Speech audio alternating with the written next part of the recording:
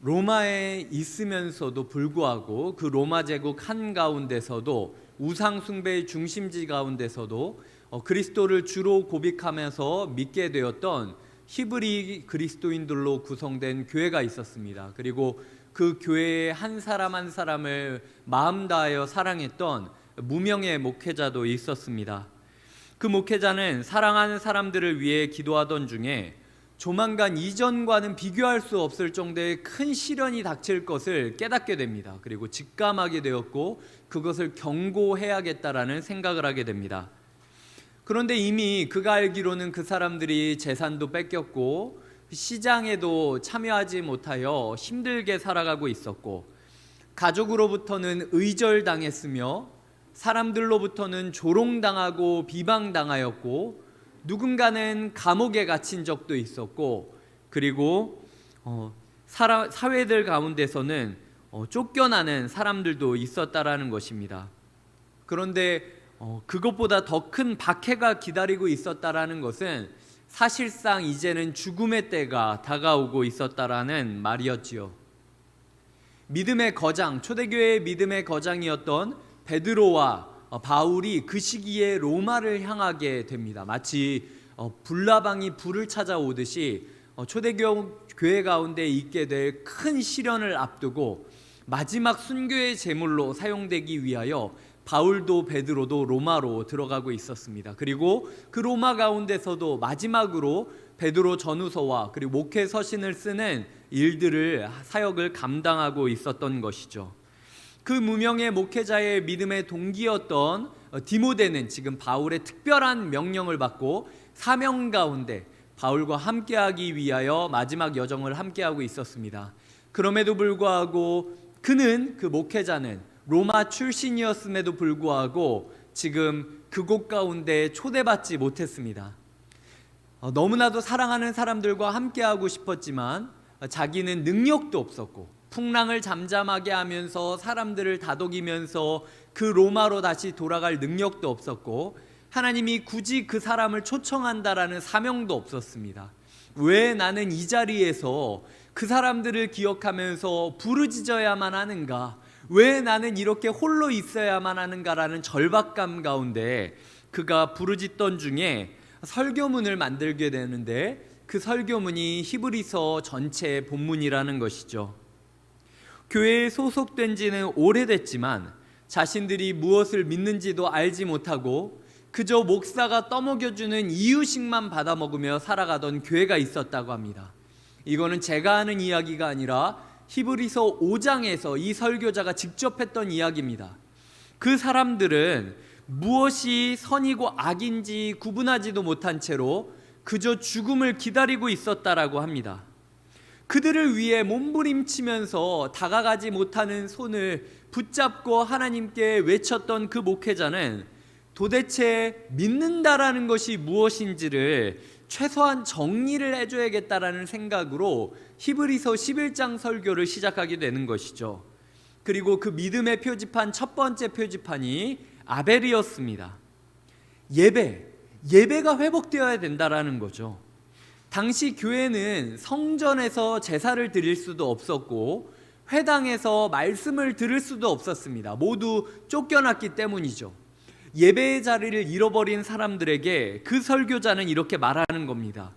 부르짖는 그 자리가 하나님의 제단이라고, 우리가 바로 거룩한 제물이라고, 우리 죽음을 통해서 세상은 반드시 변할 것이라고.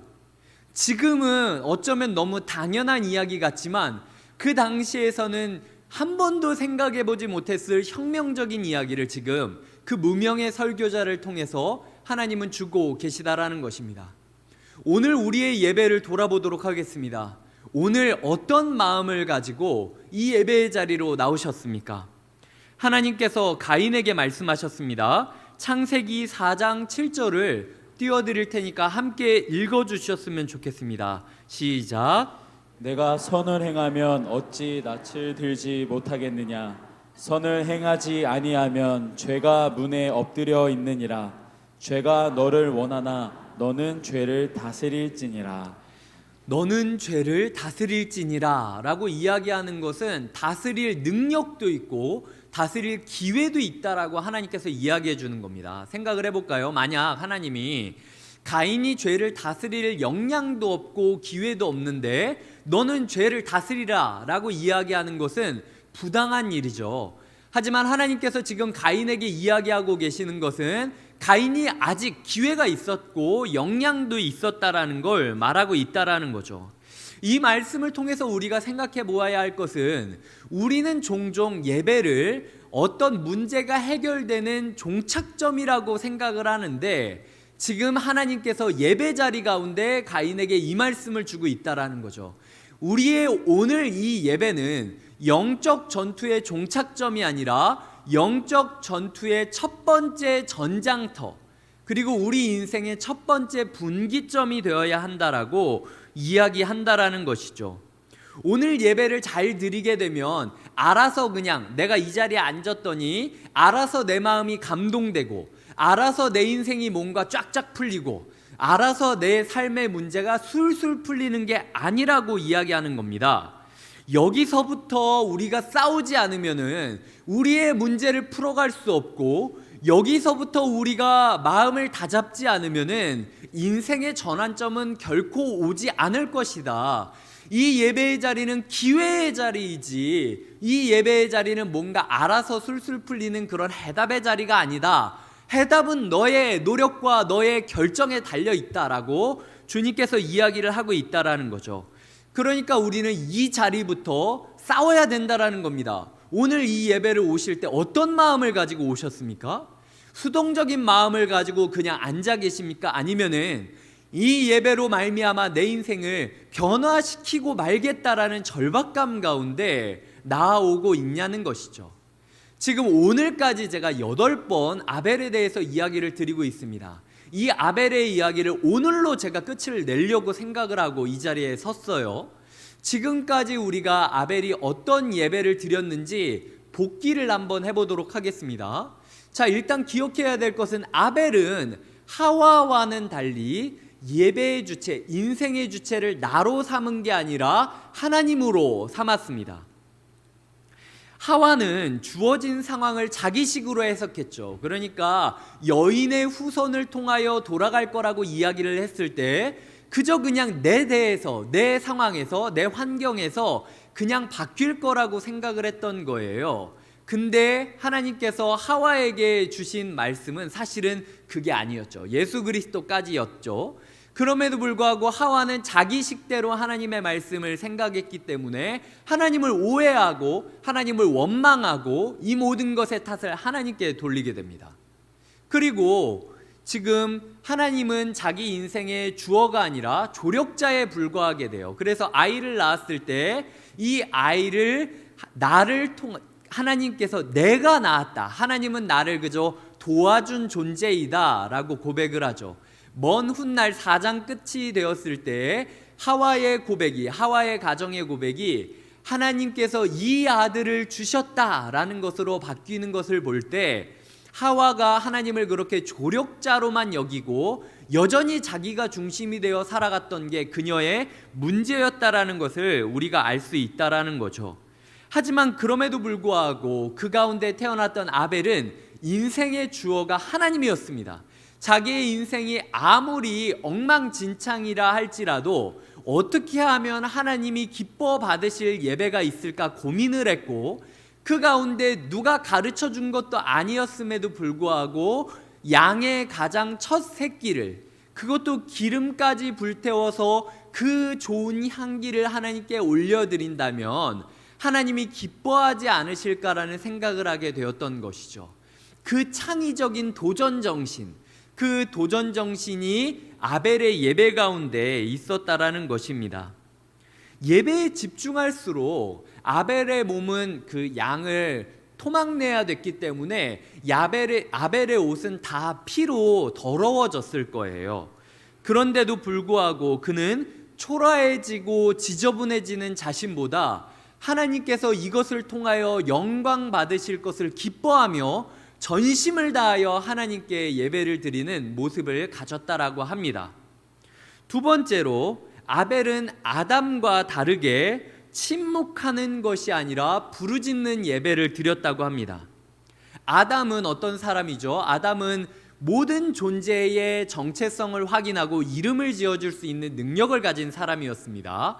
그럼에도 불구하고 하와가 아벨의 이름을 지었을 때 그 동사의 주어가 이 3인칭 여성형으로 되어 있어요. 그러니까 1인칭 여성으로 되어 있어요. 그러니까 이 아담이 아벨의 이름을 지었던 게 아니라 아담은 뒤에서 뒷짐을 지고 있고 하와가 그의 이름을 지었던 것이죠. 그런데 4장 말미가 되었을 때는 아담이 주어가 되어서 셋의 이름을 지으면서 하나님이 이 아이를 우리에게 주셨다라고 믿음의 고백을 하게 됩니다.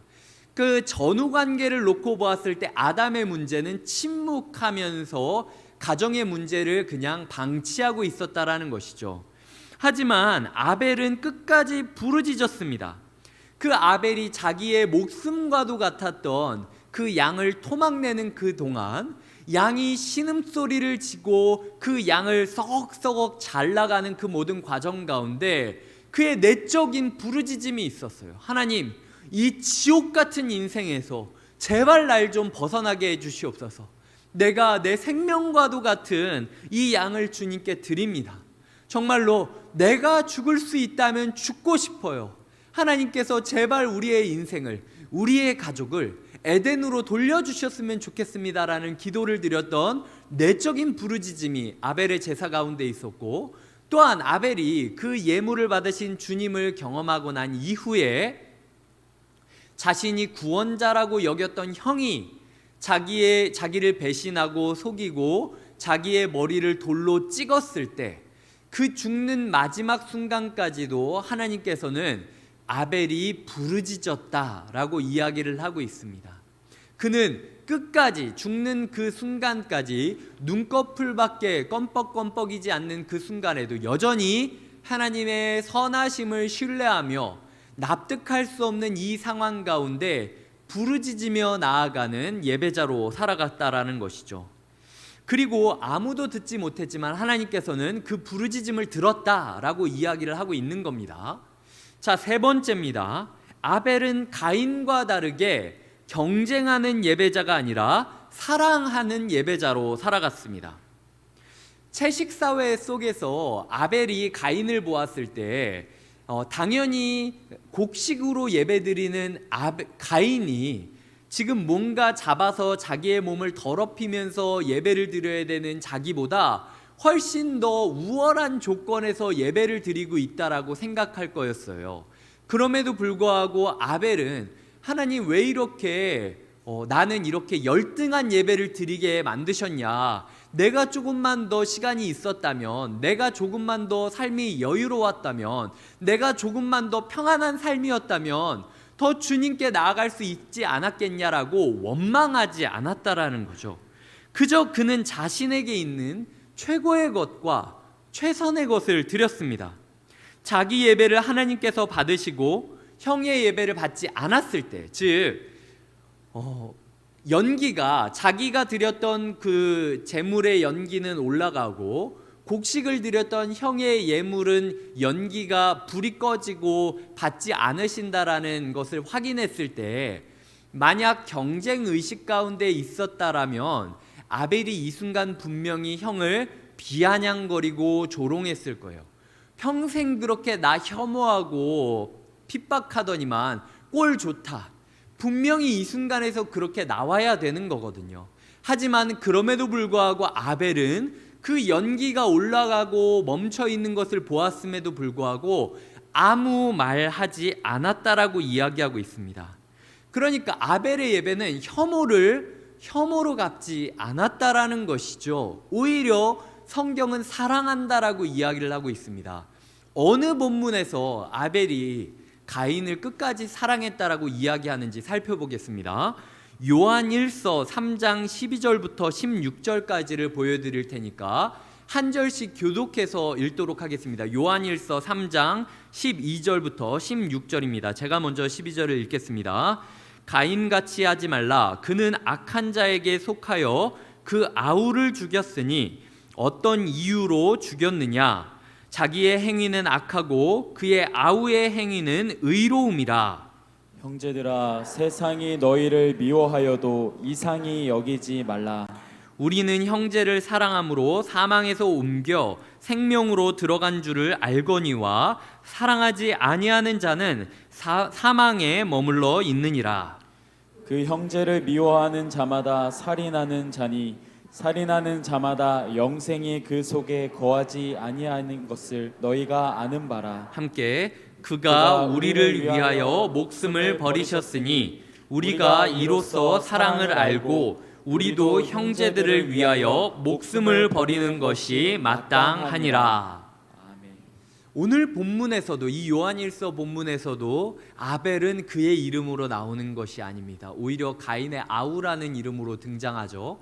그런데 여기서 한번 대조점을 볼까요? 자, 가인이 어떤 이유로 죽였느냐?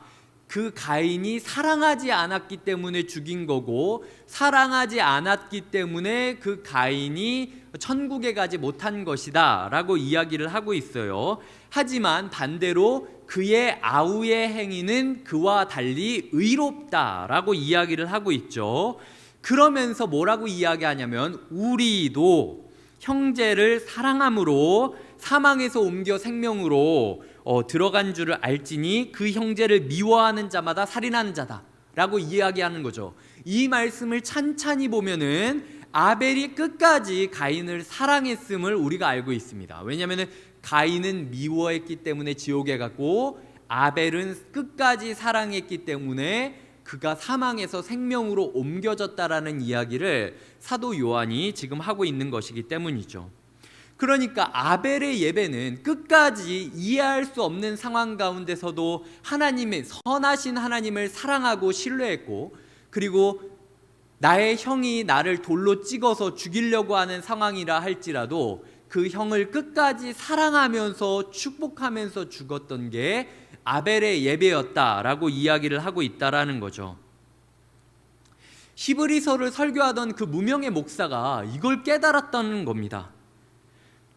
희한한 것은 예수님이 자기를 아벨에 비유하시잖아요. 지난주에 저희가 그 구절을 읽었는데, 예수님이 분명 자기를 아벨에 비유했다면 누군가는 예수님이 아벨과 어떤 장점과 어떤 같은 점이 있는지를 묵상해야 했습니다. 그런데 히브리서 11장이 나올 때까지 그 누구도 아벨에 대해서 묵상하고 설교하지를 않아요. 그러니까 지금 이 무명의 선지자가 자기도 모르게 부르짖던 중에 베드로도 깨닫지 못하고 바울도 깨닫지 못하던 영적인 교훈을 깨닫게 되는 겁니다. 왜 깨닫게 됐다라는 거죠?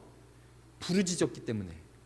자기가 부르짖지 않으면 아무것도 할 수 없는 그 고립된 상황 가운데 하나님께 어떻게든 저 사랑하는 사람을 살려달라고 부르짖던 그 와정 가운데 그 자신의 부르짖음이 아벨의 부르짖음과 공명을 하게 되는 겁니다. 그러니까 마치 이렇게 신호와 신호가 만나서 증폭되듯이 자기가 부르짖던 와중 가운데 갑자기 예수님이 부르짖었던 게 생각나고, 예수님이 아벨을 이야기했던 게 생각나고, 아벨도 이렇게 부르짖었겠구나라는 생각을 떠올리게 된 거예요.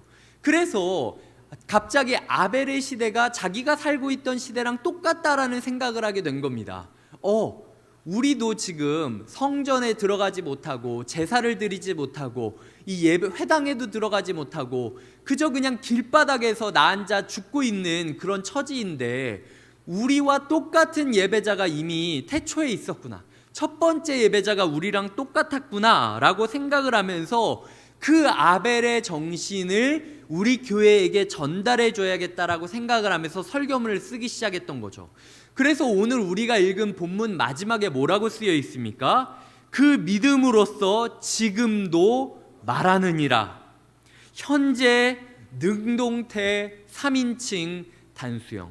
아벨이 지금 이 현재도 그의 삶의 현재 가운데 지속적으로 말하고 있었던 그 울림을 들었던 것입니다. 그 울림에 그가 자기의 비명을 더하자 그 시대 가운데, 그 교회 가운데, 그 교회가 순교자의 길을 걸어갈 수 있는 동력을 얻게 되었다라는 거예요. 그리고 그 순교자들의 피로 말미암아 로마 교회가 네로 황제의 핍박 가운데서도 끝까지 신실하게 믿음을 지켰고, 그때로부터 구원사의 전환점이 오게 된다라는 것을 우리는 역사 가운데 알고 있죠. 그리고 그 피와 그 땀과 그 눈물이 이어져서 우리한테까지 오지 않았습니까? 우리도 누군가의 피와 땀과 눈물 때문에 이 자리에서 예배를 드리고 있다라는 것입니다. 아벨의 예배가 무의미했습니까? 그렇지 않아요. 아벨의 예배를 살펴보면요, 아벨이 평생 동안 기도했던 모든 게 한 번에 그냥 해결이 되어버렸습니다. 근데 아쉬운 점은 아벨이 원했던 방법으로 해결되지 않았다라는 거예요. 하나님께서는 아벨에게 물어보고 있는 거죠. 자, 이 약을 먹으면, 이 버튼을 누르면 네가 여태까지 기도했던 모든 문제, 너의 가족이 회복될 거고, 깨어졌던 부부관계가 회복될 거고, 하나님을 신뢰할 거고, 너희 가족이 예배자로 바뀌어갈 거고, 믿음의 계보가 이어지게 될 거야.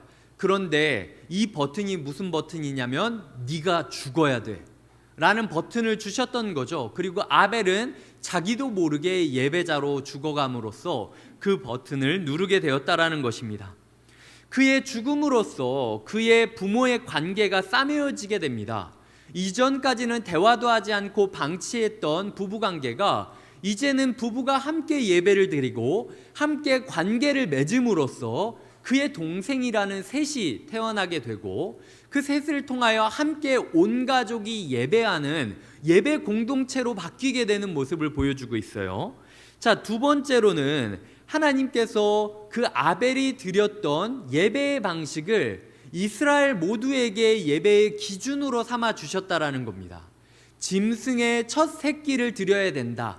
그리고 기름까지 태워 드려야 된다. 향기는 나의 것이니 나에게 드려라. 하나님이 먹기를 탐해서 그것을 원했던 게 아니라 너희가 그렇게 함으로써 첫 번째 예배를 드렸던 그 아벨이 얼마나 고민하고 얼마나 하나님 중심적으로 생각을 하면서 예배 가운데 창의적인 도전들을 했는지를 바라보며 너희도 그렇게 나 중심적인 삶을 살아라 라는 당부였다라는 것이죠. 세 번째로는 역사 속에서 아벨처럼 부르짖었던 사람들을 결코 외면하지 않습니다. 하나님께서 그 사람들의 부르짖음을 들어주심으로써 구원사를 이끌어주고 계시고, 네 번째로는 약자를 모함하고 학대하는 종교 지도자들의 민낯을 폭로하시고 경고하시는 대로 아벨을 사용하실 뿐만 아니라, 다섯 번째는 예수님 자신도 아벨의 몸부림을 따라서 사역을 하실 뿐만 아니라 아벨이 가지 못했던 그 지대, 아벨은 그저 원망하며 하나님께 알지 못한다라고 부르짖으며 끝났다면 이제 그 부르짖음의 노래를 소망의 노래로 바꾸어 주시면서 나아가시는 부활과 승천의 예수 그리스도의 모습을 보여주고 계시고, 마지막으로 여섯 번째는 우리 모두를 그 아벨의 제단으로 초청하고 있다라는 거죠. 부모의 관계를 싸매어주고 예배자의 공동체로 바뀌어주고, 예배 방식을 모든 이스라엘의 예배의 기준점으로 삼아주시고, 역사 속에서 아벨과 같은 모든 사람들을 축복하시고 응답하게 하시며, 약자를 모함하고 그들을 죽이는 종교 지도자들의 민낯을 폭로하는 도구로 쓰시고, 예수님 자신도 그 몸부림을 따라 사역을 하시고 그 몸부림을 계승하실 뿐만 아니라, 그리고 우리 모두를 그 제단으로 초청하고 있다라는 것. 아벨이 죽을 때 그것까지 다 생각하고 죽었겠습니까? 그렇지 않죠. 그는 그저 예배자로 살려고 몸부림치며 부르짖었던 것일 뿐입니다. 하지만 하나님께서는 그 몸부림을 그렇게 응답하고 있다라는 거죠. 지금도 말하느니라. 아벨이 지금 우리에게도 여전히 그 예배자의 자리로 우리를 초청하고 있다라는 겁니다. 오늘 설교의 제목을 기억하시나요? 누구도 그에게 천국에 가는 법을 알려주지 않았다. 아벨이 천국에 갔던 첫 번째 사람이었어요. 누구도 그에게 천국은 이렇게 간다라고 알려주는 사람이 없었습니다. 하지만 그럼에도 불구하고 그가 처한 상황에서 있는 힘껏 예배자로 살아가려고 몸부림치다 보니까 그는 어느 순간 그가 드린 딱 한 번의 진실한 예배로 말미암아 하나님이 기뻐하시는 천국 입성의 첫 번째 타자가 된 거죠. 그가 눈을 들어 천국에 들어갔을 때 주변에 아무도 없었습니다. 오직 그와 하나님만. 그리고 1대1 관계에서 첫 번째 천국 문을 열고 들어오는 그를 하나님이 지금 안아주시며 네가 천국으로 들어온 1번 타자다라고 기뻐하고 있는 모습을 아벨은 보았다라는 것입니다. 무엇을 통해서? 예배를 통해서.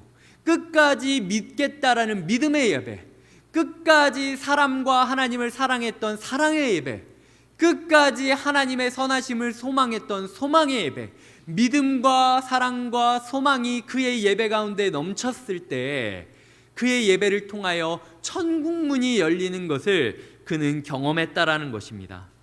인생 그 한 번의 예배로 충분하다라는 거죠. 제가 지금 8주 동안 이 말씀을 전하면서 굉장히 고민했던 사실은 이미 우리에게 아벨이 있잖아요. 예수님이 우리를 위해 아벨처럼 죽으셨습니다. 그러니까 아벨이 죽음으로 아벨 가문이 모두 변했듯이 예수님이 죽고 부활하시고 승천하셨으면 당연히 우리의 삶이 바뀌어야 돼요. 근데도 제가 저를 생각해 봤을 때 아직 우리가 안 바뀐 것 같은 거예요. 아직 뭔가 예배를 바뀌자라고 제가 부르짖고 있는데도 아직 뭔가 아무런 변화가 없는 거예요. 근데 그걸 묵상할 때마다 제 마음 가운데 봐라, 그 삶의 지경에 가지 못하고 울부짖을 수밖에 없었던 무명의 선지자의 울림이 아벨의 울림과 이 공명되었을 때 그 교회가 바뀌지 않았냐. 너 하나만이라도 아벨처럼 죽어가고 부르짖는다면 곁에 있는 교회 모두가 바뀔 수 있는데 네가 바뀌지 않기 때문에 지금 우리 교회가 그렇게 멍하니 예배드리고 그저 돌아가는 것일 수도 있다라는 경고를 매주 제가 느끼고 있다라는 거죠. 우리의 가정이 왜 바뀌지 않고 있습니까? 알잖아요. 내가 예배자로 살아간다면, 내가 아벨처럼 죽어간다면, 내가 예배자로 살고 예배자로 죽어가면서 살아갈 수 있다면 우리의 삶이, 우리의 가정이 반드시 바뀔 수 있는데, 그럼에도 불구하고 우리의 가정이 바뀌지 않는 이유는 바로 내가 예배자로 죽지 않았기 때문이라는 거죠. 그 엄중한 경고가 오늘 우리에게 지금도 말하고 있다라는 것입니다. 자기 목소리를 내려놔야 돼요. 자기 변명을 그쳐야 돼요. 하나님을 설득하려는 마음을 버려야 돼요. 그저 진심을 다하여 하나님께 부르짖는 예배가 우리 가운데 회복되어야 한다라는 것입니다. 제가 아벨의 예배에 대해서 세 문장으로 매듭 짓겠습니다. 예배자로 살게 하소서, 예배자로 죽게 하소서, 예배자로 기억되게 하소서. 이게 아벨의 예배였습니다. 우리 가운데 그 마음을 따라 예배를 드리는 사람이 한 명이라도 있다면 우리의 가정과 교회와 직장과 이 사회가 반드시 바뀔 거예요. 이제 우리가 함께 찬양하며 기도하기를 원합니다. 제가 일부러 설교를 일찍 맺은 건 그저 저의 부르짖음을 들으며 끝내지 말고 우리가 함께 부르짖어야 되기 때문이에요. 찬양팀은 다 앞으로 나와주시고 성도님들은 다 일어나서 함께 찬양하며 기도하도록 하겠습니다. 건강이 좋지 않으신 분들은 앉아서 하셔도 되고요. 무릎 꿇는 게 좋다라고 하시는 분은 무릎 꿇어도 되고, 손을 드는 게 좋다라고 생각하시는 분들은 손을 드셔도 됩니다. 자유롭게, 하지만 모두 부르짖으며 하나님께 나아가도록 하겠습니다. 예수 사랑합니다. 사랑합니다.